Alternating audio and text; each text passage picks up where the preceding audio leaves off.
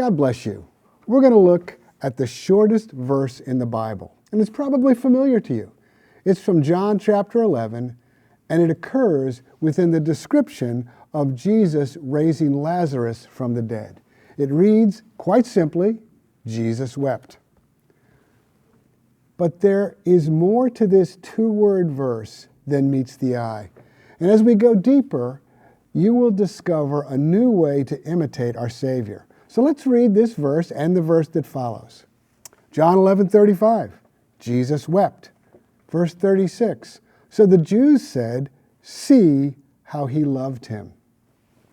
Now for years, I thought no further than verse 36 as an explanation for why Jesus wept. The people at the tomb correctly recognized that Jesus loved Lazarus. Verse 5, actually earlier in the chapter, says the same thing.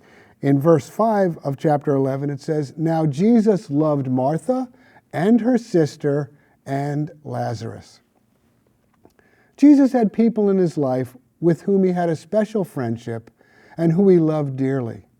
The Apostle John, who wrote this gospel, referred to himself as the beloved disciple. Jesus also loved Lazarus. So the fact that Jesus loved Lazarus would seem to be enough to explain why he wept at his tomb. I certainly understand grief, and I can identify with grief at the death of someone you love. But I think there is more to be learned here. So far, what we have seen is a good explanation of why Jesus wept. But there has always been something nagging at the back of my mind over this. When I thought about it, something just didn't add up for me.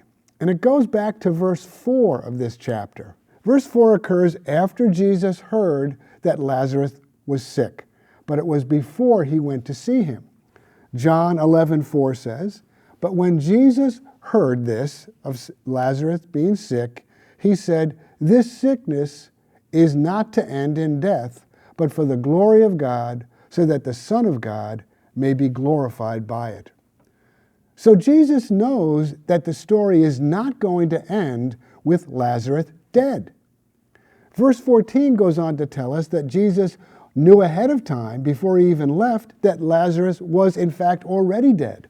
Verse 14 said, Jesus then plainly told them, Lazarus has died.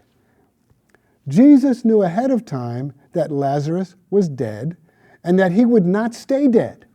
Jesus is going there with the express purpose of glorifying God with a miracle of resurrection. Why then the tears? You know, in my simple manner of thinking, I would be super excited to go there and do this miracle. I know it's going to end in victory. I know everybody's going to be rejoicing for Lazarus, all those who loved him. Yet Jesus arrives, knowing all this, and he wept. Although Jesus knew the end of the story, he was moved by the sorrow and destruction that sin and a fallen world had on people. He wasn't weeping for the loss of Lazarus, who he knew absolutely would not be lost. He would be soon raised. Grief is a normal emotional response to loss, but Jesus knew that he had not lost Lazarus. Jesus weeping is an example of his great compassion as he looked at the state of the world God had sent him to redeem. I want to walk in every situation in life with that same high sense of compassion. And that's what I learned by reading that Jesus wept. God bless you.